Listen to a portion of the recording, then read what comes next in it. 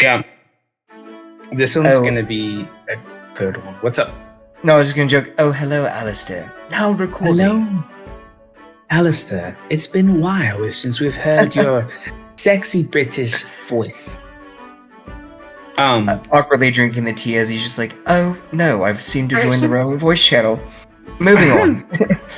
Moving on. Oh no. So- well, anyways. But hey, why don't we start off by saying, welcome to the TBD Tavern, travelers. Welcome on in. Please grab a seat, grab a pint, join us. Pull a chair. Sit right here between both of us. No, it's not awkward. It's okay. It's okay. Yeah, and before we begin, can I enlist you in the Church of Poppy Pascal? We do have some monthly payments to do. It's not a lot, but it's just to keep up the beautiful stained glass that we have put up in the church, so that way you all can stare at the beauty that is It's Poppy glorious. Pascal. So glorious. You would not regret it. I promise you, 100%. Definitely not. Definitely not. It's a worthwhile investment, and yeah, just that we'd give you a moment of reminding you of our Lord and Savior, Bobby Pascal. Bless. But yeah, hi, I'm Silver Blaze X, and here with my co-host and handsome man. Oh God! Don't even start. Oh God. Today we're going to do. Oh, go ahead. What's up? No, I was just gonna joke and say I can't get over the fact that I now hear my customer service voice, and I am so sad about it because ever since you pointed it out, I'm just like, fuck, I hear it. God. Do you see what I mean? Do you see what I mean? Usually, guys, before we start recording, it was just like, so yeah, Silver, like I was telling you, it was such a rough day, man. It was so hard. And then recording starts. It's like, hi, guys. How are y'all doing?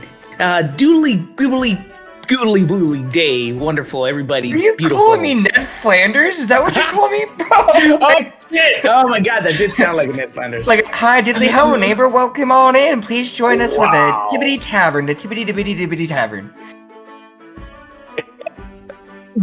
I'm out. Sorry, unintended. I apologize. No, bro, you're but good. I mean, now that we're in the subject, I mean, a little. I'm just kidding. No. No, just a wee bit. It's fine. It's fine. You can call me Ned. I'll be Ned now. I'll be your Ned. It's the streamer voice that just kind of like as soon as the recording goes on, I think we all just kind of flip it really quick. Yeah. This Yeah. point. Anyway, you were telling us what is today's episode about? You're leading Today into that. is the very sad episode. Well, first off, we're going back to The Last of Us because we need to finish that, obviously, because we're looking at season 2 coming up. I'm guessing very soon. I don't. It's gonna be a while because of the writer's strike and everything. We're not. Gonna Yeah, see that's right. I was just remembering. I was like, the strike. That's true. That's gonna probably push it even more. Yeah. But we should probably finish what we started, right? Yeah. And look for the light. That's a good time. Look for the and look for the light with the fireflies. Oh my God. Have you ever seen that movie? The Other Guys. The one with is it Mark Wahlberg and Will Ferrell? Will Ferrell, yeah. So I worked in the movie theater when that movie was out. Shut up, that's awesome. But please don't hate me. I didn't see it. I have yet to see it. Oh my God. I feel like if you make me watch the monstrosities of Velocipaster, I feel like I can at least ask you to watch that movie. Okay, that's fair. That's fair. I'll watch it. because I made you sit through Velocipaster with our barkeep. Thank you, Skitty. Yeah. Thanks, Skitty. Well, I'll watch the other guys. It's fine. I got it. I got you. But yeah, so we should definitely go back to The Last of Us because I mean, even if season 2 isn't gonna be for a while, the show's been out for a while. I'm sure there's been a lot of discussion. Yeah, and why not talk about it? Especially getting back to talking about it on an amazing episode. Probably, in my opinion, one of the strongest, if not the strongest episode of the season.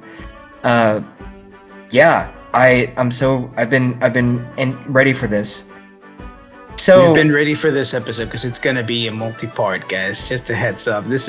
We're not gonna finish today. At most, we're gonna be recording today is maybe an hour, but yeah, there's gonna be multiple pieces to this episode for sure. Yeah, how can you contain this episode in like one episode? If like there's just so much to unpack. There really is. There's a lot to unpack as it deals with so much in so many different levels. I guess it deals with things that are relatable in today's world, right, and in today's age, right, socially, right, because of course it has a gay couple, and that is still sadly not the mainstream any yet. We're getting there, but it's still not the mainstream. It definitely had some. A lot of people weren't too happy about it because one, it's not part of the video game, right? So that was the biggest thing, and you're always gonna have those purist people who are like, "Oh, I want it to be just like the video game." They already struggled with having Bella Ramsey being in the cast, but now we have a gay couple that definitely was extremely controversial. But those I think also at the same time though, it was such a great episode that people that had that type of feedback, if they did when those who did watch the episode, I think they got flipped, bro, because it was such a really good episode. The writers did such an incredible job of writing these two human beings into our hearts.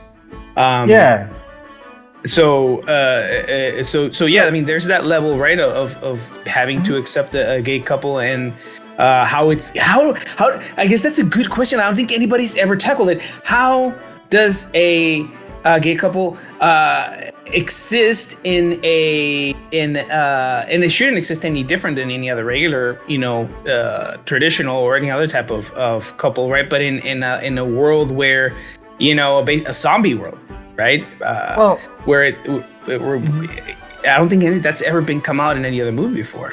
Yeah. So the funny thing is with going back to the piercing, before we tackle that, the thing that I loved about this episode, and what I love about The Last of Us, the TV series versus the video game, is that the TV series has basically become more of an adaptation of the story of the video game, because they're not afraid to actually revisit themes or stories and expand on them, or to change them, or to make things make more sense in the TV medium. So like in the video game, Bill and Frank were still a couple, but it was really more hinted at. It wasn't actually like I don't think it was fully said, or it was not in our face the way it was in the show. Because in the game, sorry for the spoilers for anybody who hasn't played it yet, and what are you doing? You find Frank actually hanged himself, and you find a letter that basically is him, whether joking or not, is saying, "I can't take your like cantankerous attitude to Bill," because Bill is pretty much like kind of like this dude who is very burly, but also very blunt, very much to himself, very standoffish and very guarded, because it's an apocalypse, for fuck's sake. Like, of course he's gonna want to guard himself. And it's heartbreaking because when he finds Frank with Joel and Ellie, it is devastating. Like I think you broach the news to him, he doesn't take it well. But what I love about the show is that they allow it to be a much more beautiful story, because it really ties into what I think The Last of Us, the show, was trying to do versus the video game, which is that like connection, human connection, will always help overcome and persevere over whatever setting it may be. So, and then also, like you said, Silver, it was significant because we don't really see a lot of gay couples in any sort of apocalypse. Either it's coded, or it's kind of like hinted at, closeted, whatever you may have. They're not really given the spotlight. And it was beautiful to kind of see this story that has its tender romantic beats, and also acknowledging the apocalyptic setting it was in, allowing these two to flourish. And it's a gut punch of a story. You want to cry by the end of it because of how it ends. It's a beautifully poetic episode, and I feel like if the first two episodes didn't sell you on The Last of Us, this episode sells you on The Last of Us as a series, hands down. For sure, hands down, without a doubt. I mean, it has so many powerful moments. So starting on the episode, right, we start seeing the story from another point of view, from what we've been seeing from Joel's side. Well, go ahead. Doesn't it start with them hiking to Bill and Frank's place, and they're kind of it's kind of like Joel is silent and trying to process Tess' death. Was that how it started? Yeah. No, you're right. You're right. I did jump that entire part. How dare you, Silver? Oh my God! No kidding. It's just, everybody's had so much of Joel at this point. I just kind of want to talk about this other stuff. But no, you're right. You're right. How can you have Church of Poppy Pascal? Me, how dare you? We won a Church of Poppy Pascal. All right. To be fair, I was more pained about the loss of Anna Torv because I've had a crush on her forever, right? To me, she is like beautiful. She's just a gorgeous woman. And when I saw her join the series, she was going to be part of the series, I was excited. And I mean, at the time, I hadn't played the game yet, so I didn't know, like most of you did, that eventually Tess was not going to be part of the story. To me, was like, oh, this is going to be great. I get to see a series with her again. It's going to be, and it did not happen. As we saw on the last episode that we recorded on The Last of Us. That was what I was more excited about. But yeah, you're right. I mean, she was such a pinnacle part of Joel's life after he loses his daughter. I think she's the reason why he was even able to stay somewhat sane, right? Yeah, I agree. And it is definitely tolling for him. And, Ellie does tell him that, like, you can't blame me for, what happened, it's not her fault, right? And she can feel it, and I think to a point it shows the amount of like maturity that she has already, which is crazy to me. But then again, it's a post-apocalyptic world, so kids are gonna be way more out there and more mature emotionally, I'm guessing, because of what they have to live through. But she had the maturity to recognize the situation of, this guy is really hurt and he's mad about losing his best friend, but not even best friend, like his other person in this world. And he doesn't know how to deal with it. So the way he looks like he's dealing with it is that he's starting to blame me, but I didn't do anything about it. But I can't be a dick about that either. Like, I can't go out and be like, well, tough and it's not my fault. The way she handled it and talked to him about it was stern, but at the same time, very mindful. Absolutely. I agree with that 100%. It's one of those things where empathy can take different forms.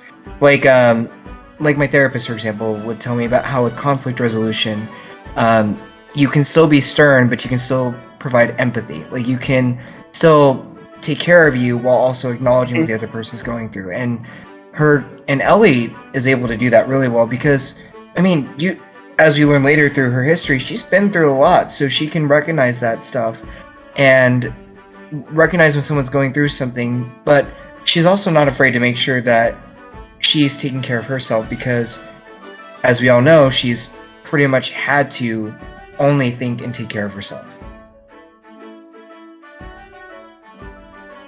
True, because she's been on her own all this time as well. And I mean, after the whole, you're kind of a unique human that tends to, I guess, do things to your mind, which eventually we'll talk a little bit more as we start seeing the next episodes that talk a little bit more, even more about her and the things that she goes through. But yeah, what else happens aside from so what happens is Tess? So this is what happens. Ellie asked Joel about how he got a scar near the temple of his head, and it's this whole story about how someone shot at him and he missed, and Joel shot back at him too and he missed, which leads to Ellie being like, "Oh hey, you know it might be a good idea for me to have a gun," and Joel's like, "Absolutely not." Oh yeah. And then they wander into this like gas station where Joel knows where he has like a stash. Ellie finds a basement and she finds an infected trapped in the rubble, and then she kind of just like messes with it for a minute before she kills it. And that's how their story ends to cue into the intro that we're used to seeing, and then it cuts to Outbreak Day, I think. No, there's a little bit more. They have a conversation about how the outbreak happened, and Joel says what, anybody would say realistically is like, no one really knows how it happened. The best guess is that the cordyceps fungi evolved, and then some of it got in the food supply, and then if a person ate enough, they could be infected, which is what the series has hinted at in the first 2 episodes already. And so with like the tainted food supply hitting stores everywhere, it was going to happen. Like it was inevitable because there's no way to recall it in time, and you can't recall this and stop it, because once one person takes a bite, then it's all over. So that's pretty much, I think, what leads into discussing Bill and Frank. Well, starting with Bill. Right. I'm glad you remembered all of that, because I had completely forgotten that they also find right before they start talking about that. Isn't that where they find the ditch with filled of dead people? Yeah, I think it's that with the airplane, right? Yeah. Because that's where he tells her that the military was also killing people, and he was like, "Why don't they just leave them?"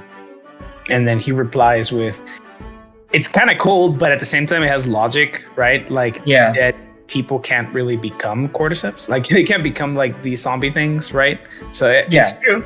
Less things to kill later or to kill you, but at the same time, it's like, man, that's dark." Yeah, absolutely. So it does jump into Bill, right? Kind of showing his point of view of how he's experiencing everything going down, right? His neighbors being taken away by the military, everybody just kind of leaving and bailing. But it looks like he himself has always been one of those preppers, right? Which, by the way, great time to be a prepper. Right? At that time, anyways. I know that some of them take it to an extreme, but at the same time, good for him, because he had everything he ever needed for the situation. He had the security system that showed him what was happening outside. That he should kind of just stay home, away, and not let the military take him, because anyways the military would have probably killed him too. It gave him these all this knowledge on how to take care of himself in this type of world that actually ended up happening, right? Because now he knows about weapons, now he knows about monitoring equipment, right? He knows how to set up all these security perimeters, right? He learns how to manage his food and waste and everything that he's able and not able to do and sustain, right? So a lot of cool skills that he picked up because he became a prepper that ended up, becoming his salvation as we start seeing him experience this everything happening and going on. He's able to keep himself well fed for a very long time and keep people and other people that are trying to come in to steal from him at bay, except for this one very important human that apparently gets through somehow. I don't remember how he got through. So this is what happens. What I want to bring up, to backtrack just a little bit, is I love how they set up you getting to know Bill. Like you pointing out, him walking out with the gas mask, basically ready to go out guns blazing, because he's ready to be like, you're not taking me down, because he comes off as very much what is it? Doomsday preppers often kind of have stereotypes to them. They've got their tropes. And this dude is as soon as he realizes that he's all alone now, he looks as giddy as a little boy, right? He's just he does, now it's my time. this dude takes his truck, hauls his ass over to Home Depot, grabs everything he needs to like fortify this place to make it like his paradise, and basically just separates this little pocket of this town into his own space. He's got his supplies, he's got his rations, he's got everything. And what I like about this is that it kind of shows that it says a lot without saying a lot, right? Like this is what we get to know about Bill. He's very much to himself. He feels fine being alone. He's probably more than likely accepted that he is a lone wolf and he doesn't really need anybody. Having somebody else in there means vulnerability, means risk, means all this stuff. He's pretty much like a logical, calculated person, kind of like what we know of Joel. And so we get this setup of like this person who really, if he was left alone for the rest of his life, he would be fine. He does not care. And so that's when in 2007, like 4 years later, because the outbreak happens in 2003. In 2007, I believe Frank is caught in one of his traps outside the fence. And then Frank is yelling, "I'm not infected," telling him that he's not armed. And he's trying to make it to Boston. And he was in a group of 10 people, but he's all that's left. And he came from the Baltimore quarantine zone, which is now gone and likely been overrun by the infected. So Bill, being the skeptical person that he is, of course gives him like a ladder to get out, but is still watching him. Like Bill is not messing around. He's like, I may let you out, but the minute I catch that you're infected, I'm basically killing you. I'm not letting you near me. And I believe he has the device that the military has or FEMA has to check if people are infected or not, right? He does. Yeah. That's crazy how well prepared he even was to the point that he had that equipment. I don't even know how he got it, if you think about it, because that wouldn't have been something that was already invented until after it all went down. I mean, it likely could have been maybe he did check out the Boston QZ and then maybe something did happen to the Boston QZ, or maybe a soldier was outside of the zone and he found it and repaired it because Bill is right. Yeah. So I agree with you though. It's like crazy that he's that prepared. Like this dude has a procedure clearly, and he knows like he's calculated. If it's a situation where this guy's infected, he's done. He takes really measured risks. He takes incredibly well measured risks, just like Joel. They have the ability to, I guess, make the decision very quickly and swiftly without like kind of like taking a second breath of like, if this isn't good for me, I need to cut it off now, and just boom, it's gone. You know, but I'm kind of glad that in a way, this doesn't come to play when he finds oh my god, what's his name? Frank.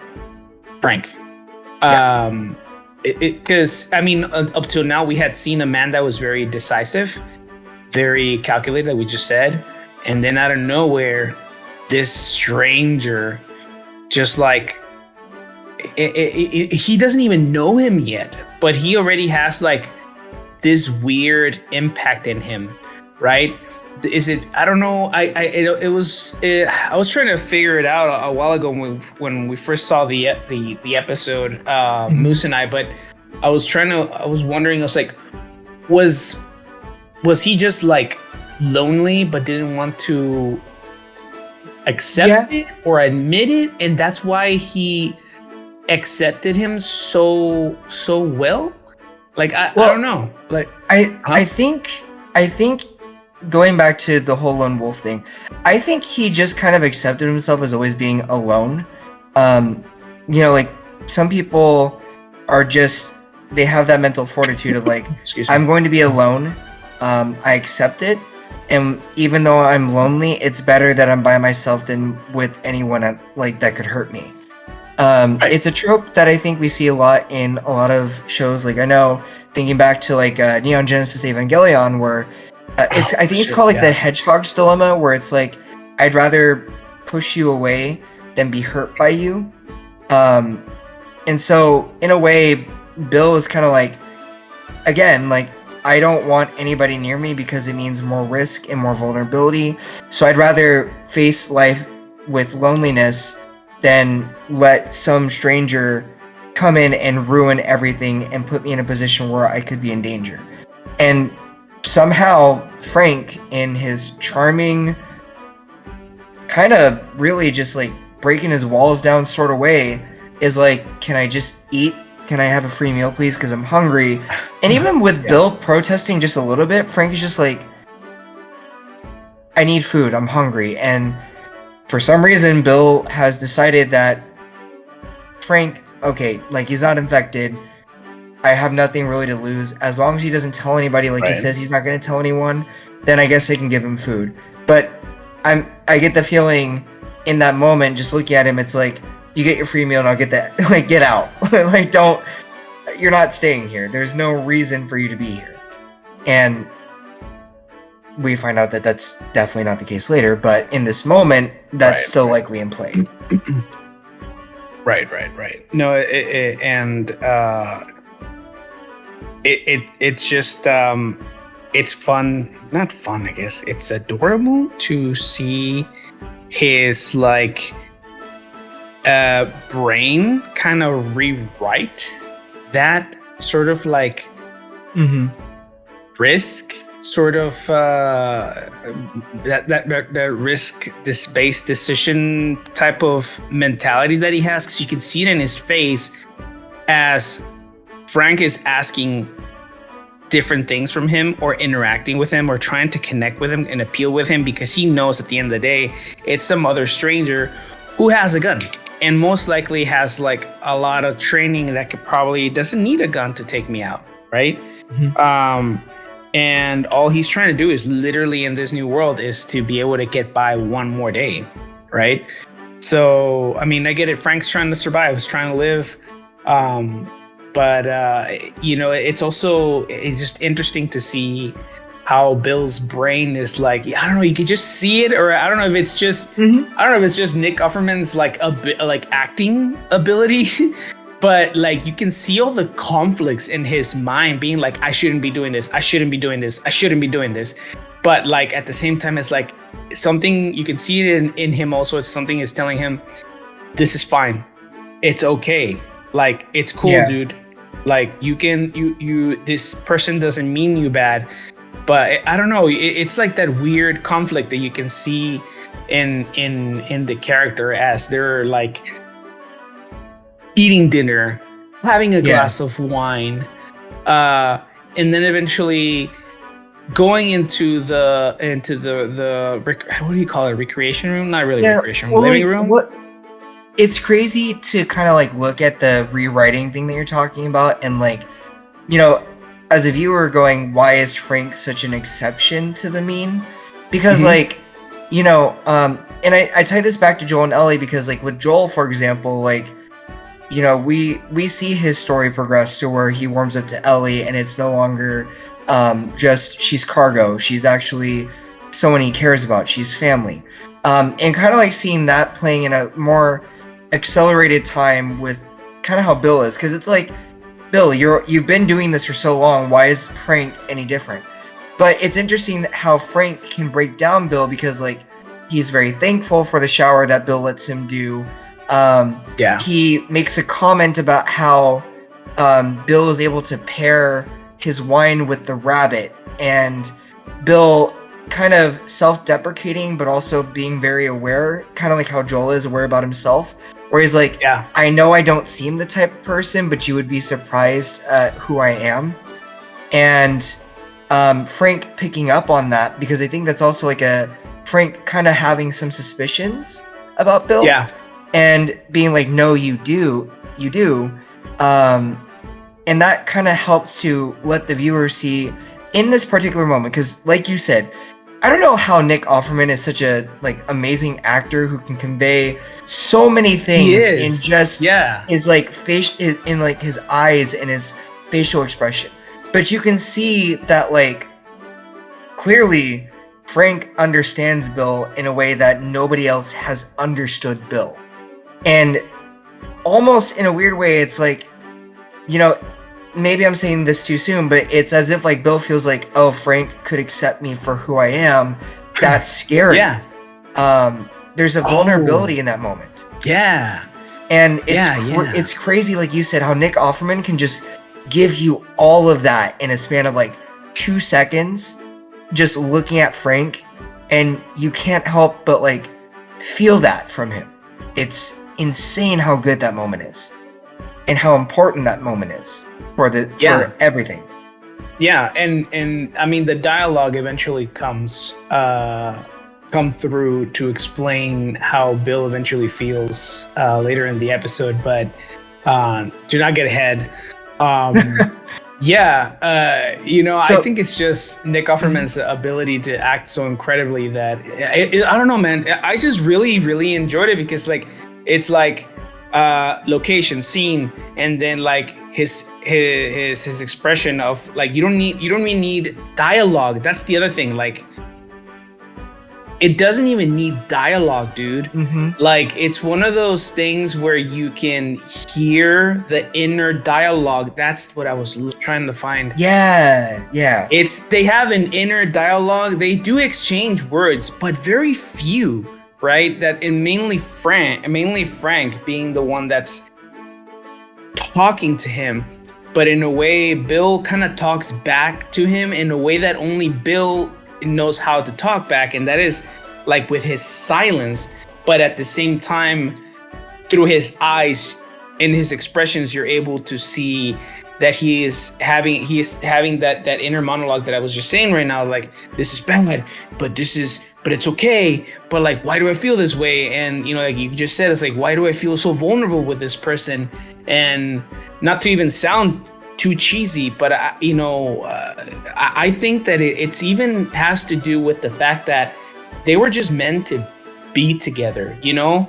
I feel like, again, I know it sounds super cheesy, and sometimes I don't even believe it myself, but some people are just romantic. Some people are just meant to find each other in this goddamn stupid world, right? And when they do, it just works. There is no like logic or anything. It's just, I can't even believe I'm saying it. It's just magic, right? That is what it really is. It just happens, it just works. It is. There's no really a science to it, or maybe there is chemistry. Maybe there's like it is a pheromone thing. I really don't know. I really don't want to think about it that way because that sounds gross to me. But it's just that's how I think also happened for them. So real quick to kind of tie into the whole like inner dialogue and inner monologue thing. It's a tangent. Forgive me. I know going off the rails already again. Way to go, Ambu. Yeah. But you're good. Go for it. When I did a show in 2019, it was a show called Almost Maine. I got casted in this role where I had 3 scenes, and I had only dialogue in the first scene for like the first half, but the rest of it I had no dialogue. But I had to convey a story of So the story was this guy and this girl are like sitting on a bench together, and they're talking about like sitting close to each other and all this other stuff, and he's trying to sound impressive. Think like Sheldon in The Big Bang Theory. That's his name, right? Yeah. Sheldon. And how he's like trying to impress her by being like, oh, technically you're at the farthest point away from me because we're sitting together. Because if you think of the world like a snowball, sitting close to each other means we're the farthest away from each other because of the loop I would have to take to go find you, or you would have to take to go to me. And so there's this moment where he keeps going like, keep going, and then she disappears. And then I'm looking at the snowball, and I'm looking at the door and going in my head, oh fuck, I just like shoot her off.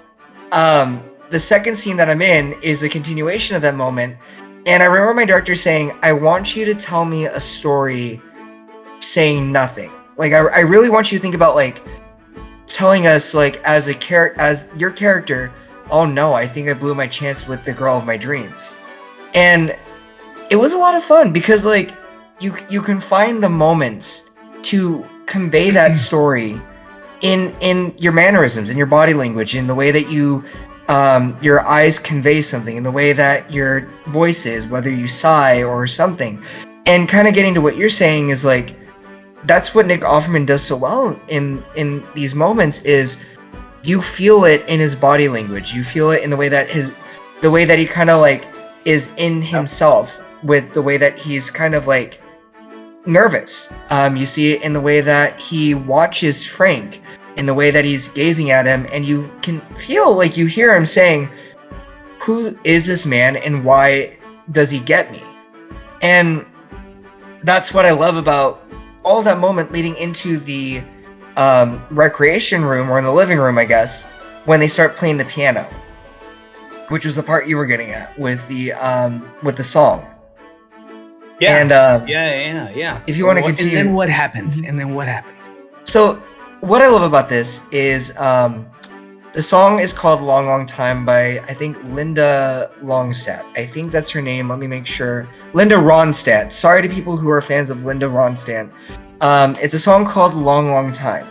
And what I love about it is the song is literally doing two things. One, it's telling you what's going to happen between these two characters. But two, it also ties into the theme of what The Last of Us is trying to convey as a series. So Frank starts trying to play it, and Frank clearly, is sight reading. He's trying to play it, he's trying to sing it, and Bill is like, no, that's not how this goes, and takes over and starts playing it and starts giving us that lovely Nick Offerman rendition of it. And the lyrics are like, "Love will abide, take things in stride. It sounds like good advice, but there's no one at my side. And time washes clean love's wounds unseen. That's what someone told me, but I don't know what it means. Because I've done everything I know to try and make you mine, and I think I'm gonna love you for a long, long time." And there's a heartbreak in that moment, again, because Nick Offerman is insanely talented. He is conveying his loneliness and like wanting to have somebody to love in this apocalypse, and wanting somebody who understands him, and the fear of finding somebody who maybe he realizes could see that in him, and that could be that for him in Frank. And he's trying to process it. There's this duality in Bill of like acknowledging the loneliness of the apocalypse, but then also like, I may be developing feelings for this man that's right next to me. And then Frank is like picking up on it and asks a question from what I understand is code, which is, and also trying to like hint at making it a point to be like confirming stuff, when he's like, who's the girl that you're singing about in this song? And that's when Bill says, "There is no girl." And Frank is like, "I know." And then they kiss.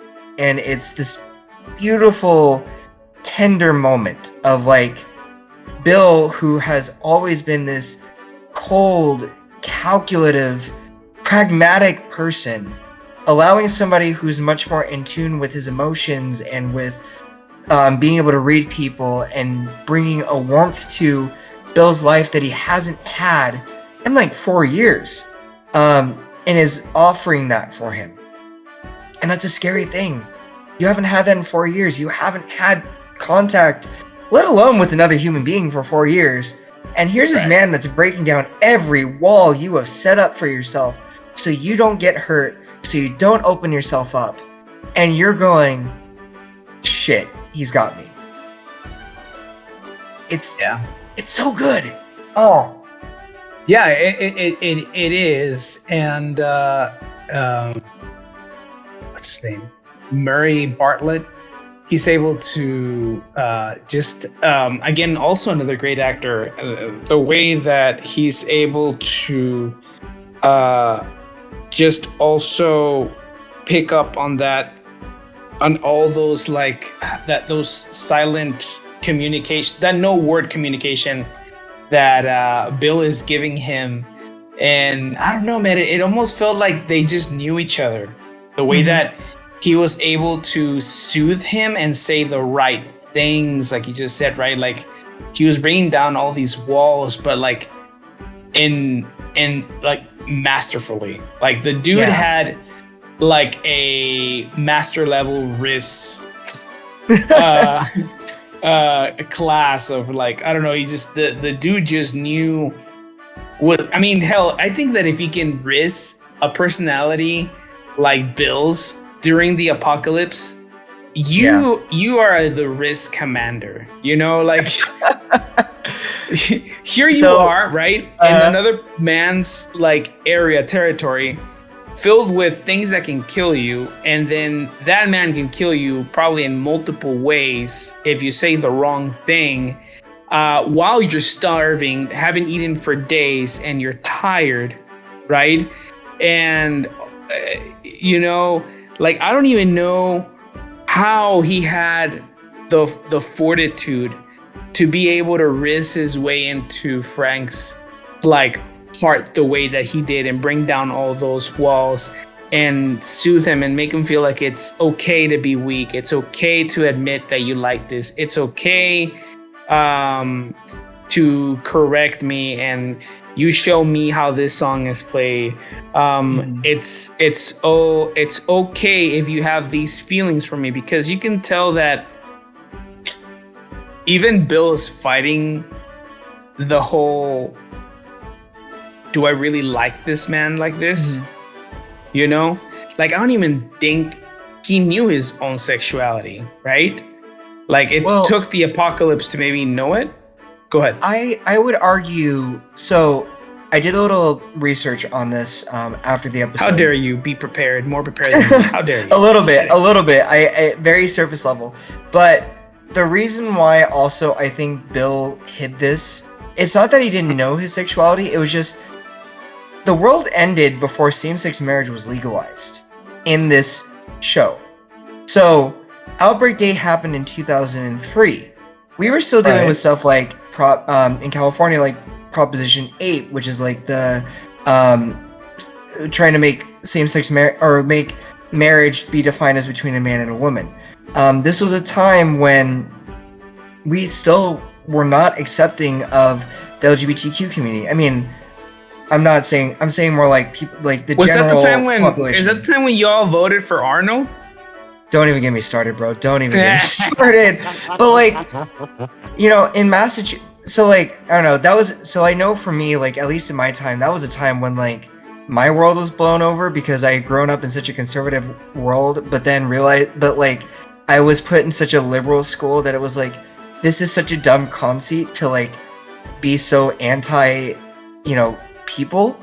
So that was a weird way. Anyway, that's a tangent. But like, the thing with this time period is like Massachusetts, which is where Boston is and where Frank and Bill live, would not have passed same-sex legislation until May 17th, 2024. So I would argue that the other reason why Bill is kind of guarded about this is because who knows what could happen to him if he admits that he's gay. We don't, in that time period, you're not dealing with just like the enemy being infected. You're dealing with the potential of like somebody coming into your home and still wanting to kill you because of who you are as a person. Right. It's so depressing, honestly, when you think about it. And that's what I love about this moment is like, that's, I think, what is so pivotal to this moment is that like they're actually being able to be who they are. Like, Bill is realizing he's being accepted for who he is, with all of his contradictions, with how he tries to make himself look, with how he tries to put himself in looking like what people expect him to be. But then Frank is like, I actually really like who you are, and I can handle that. He'd been playing Riz GPT for so long, he didn't need Riz GPT anymore. He just went straight for it and rizzed his way into Bill's heart, and Bill's like, damn, bro, you are the Riz commander. I got you. We gonna do this. So they kiss, and it's beautiful. It's a very tender moment when you think about the context of like how that world was at that time. Yeah, no, I mean, I guess what I wanted to say was that maybe he always knew that he was gay, but he didn't really allow himself to feel that, and instead maybe we could argue he threw himself in other things, like being a one of those survivalist people, right? And separating himself, kind of like how, again, back in those days, a lot of people couldn't come out to the world and say who they really were, and instead reacted by being really angry, you know, kind of like the stereotype of what we see now in films, right, or shows sometimes, or even make fun of it, is that's why the bully was always such a dick to you. He just wanted to fuck you, you know, like that's why that bully was always such an asshole to that kid. He's like, in reality, like that bully really was always had a crush on you, right? And I guess that's what Bill did. Bill just kind of like became the survivalist, maybe used that repressed anger, right, from the 2004s. Wonderful years, by the way.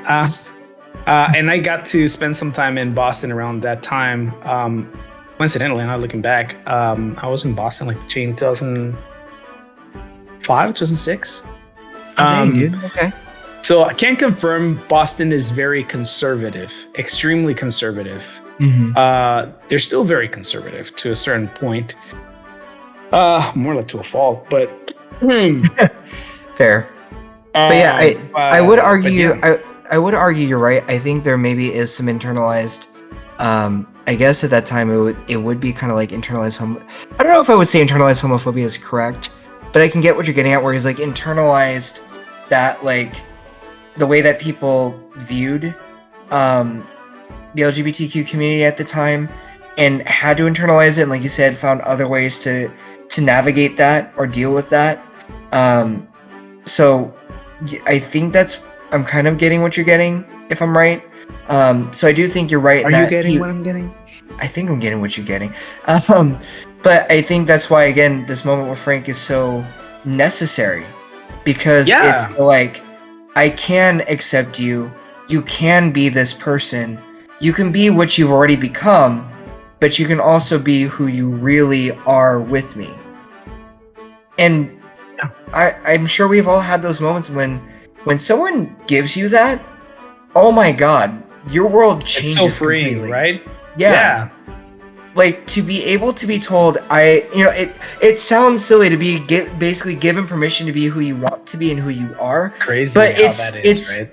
Yeah, but like, it's so true how often people don't feel like they have permission to do that. And it's nice to have someone like Frank who's gentle with it, and is like, you can be who you are, and you're accepted as who you really are. My God, that's such a powerful thing. I don't know if I can relate too much to it, but I've seen how healing it can be for people. The most I can say I can be myself would be like, if I want to be the, pervert that I want to be, I'm going to be the pervert that I'm going to be, I'm just going to let it out, The world was meant to love and adore Papi Pascal and thick thighs and big boobs and thigh highs and anime girls. I mean, then I'm just gonna be me, It's not the same. Honestly, I apologize. It's not even the same level of freedom. Oh, this one, like, I can't really relate, but I've seen people become very free after admitting who they really are.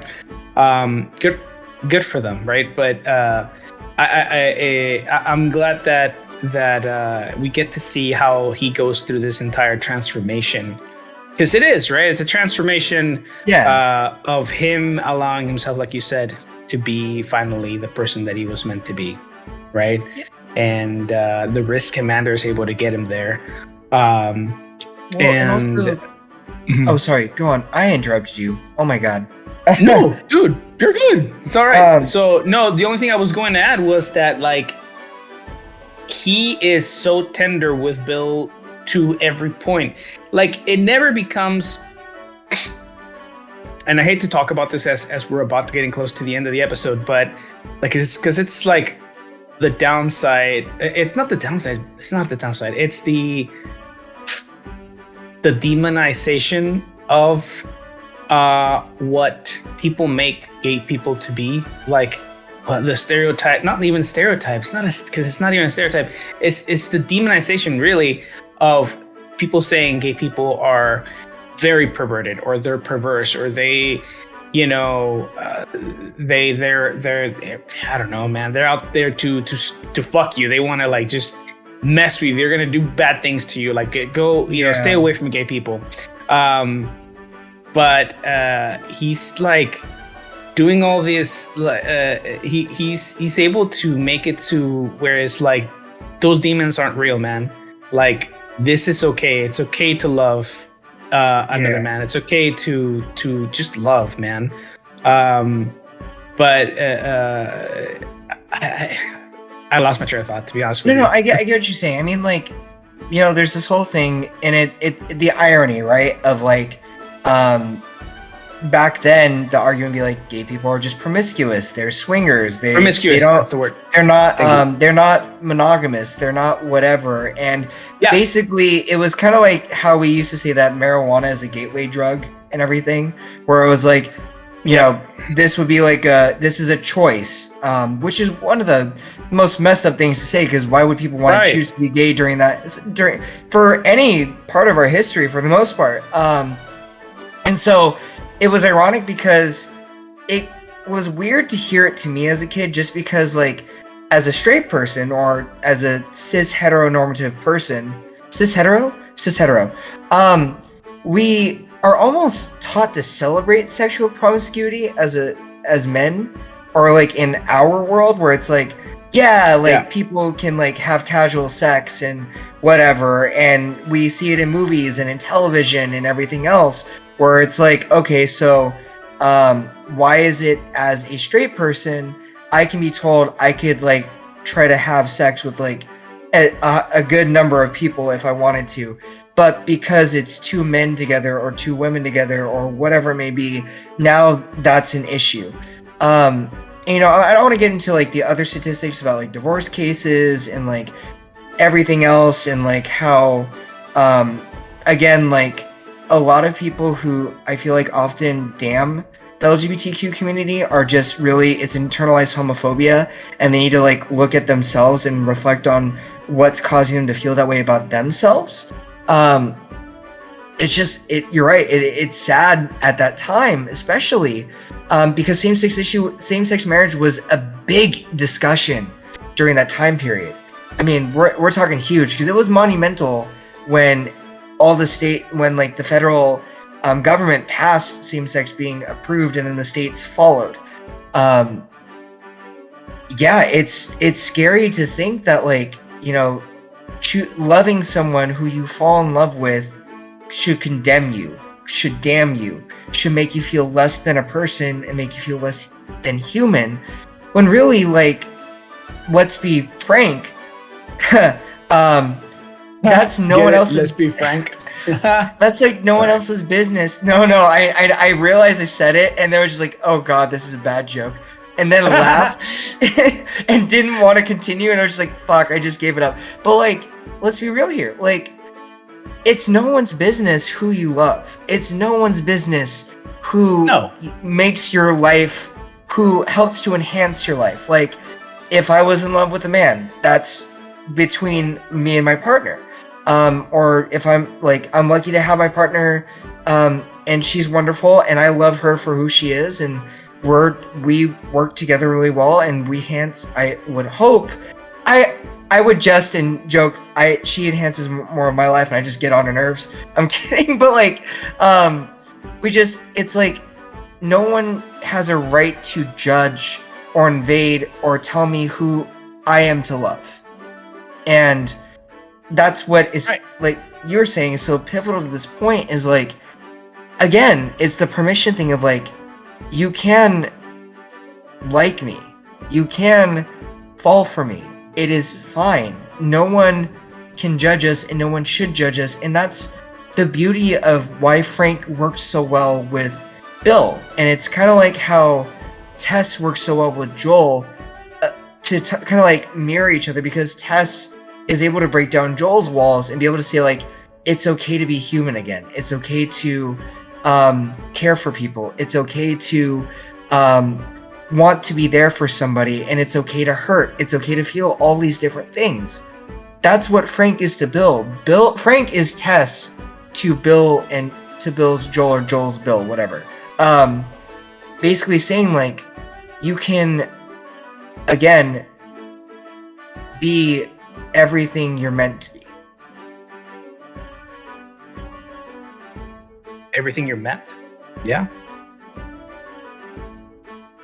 So, yeah. Oh, there you go. I didn't really know what else to like go off of that other than to say that like. Oh no, I thought there was more. Like the way that you stopped, I was like, and then you had me by the ropes, man. So I was like, and more. Tell me more. Sorry, guys. No. Like, again, no, that was my fault. Told the other episodes, like Ambu, sometimes like it leaves me in awe whenever we're talking, and it's almost like you're just listening, and you're like, yes, give me more. So he caught me off guard for a second there.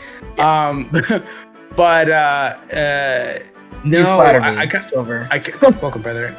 But going back, and I'm sorry, I know you didn't want to touch this, but because I know whatever people are sensitive about shit like this, and we're getting close to an end. But just a thought, right, to leave us to think about until the next episode. But I think the reason why there's also there's always been like a somewhat of a high-ish divorce rate for hetero or for straight people, right?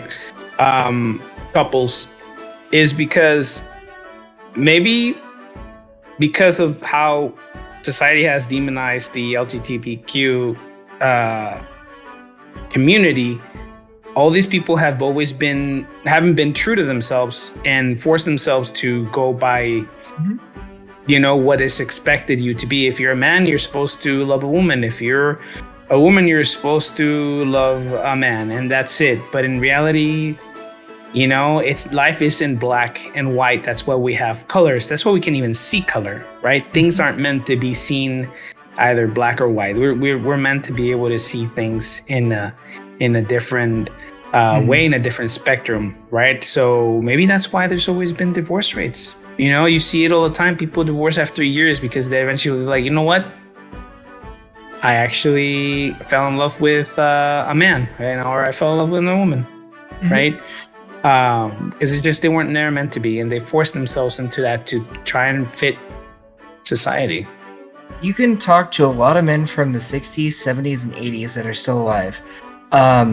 So to go off on this tangent real quick, I used to sing with the gay men's chorus in my town, and a lot of the men that are in there were men who had to hide who they were. They were closeted. They had families. They had wives. They tried to live the most normal life as possible. And the amount of heartbreak they went through to have to tell their partner, I don't see you this way, or like, I love you, but it's not the type of love that you're looking for, it is heartbreaking to watch, because you know that these people genuinely love and care for their partner, but it's never going to be in the way that like their partner may feel for them. So I do think you're right in that there's a lot of divorces that did happen as a result of that.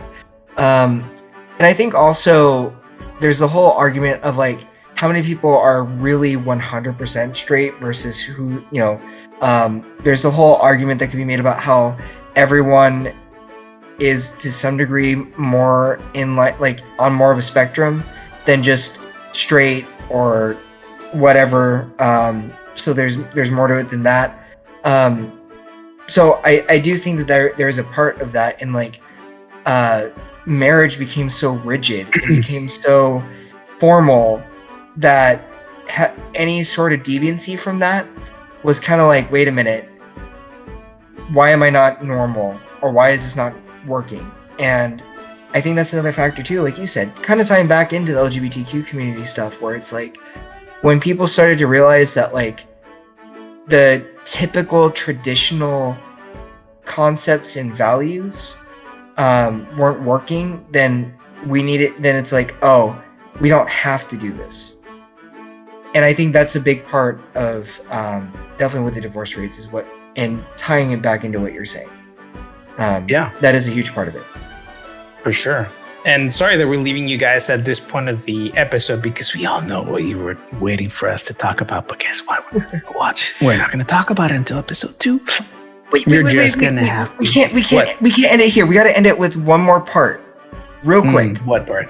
So, after they kiss, Bill introduces himself to Frank finally, and tells him his name.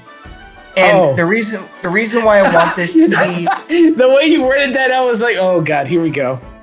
Well, the reason why I wanted to leave it at this point is because that's so significant, in that like not only is, you know, of course Bill finally telling Frank who he is, but it's like Bill saying, "This is Bill. This is who I actually am." And that's such a powerful moment to have. For Bill especially, because it's like Bill finally gets to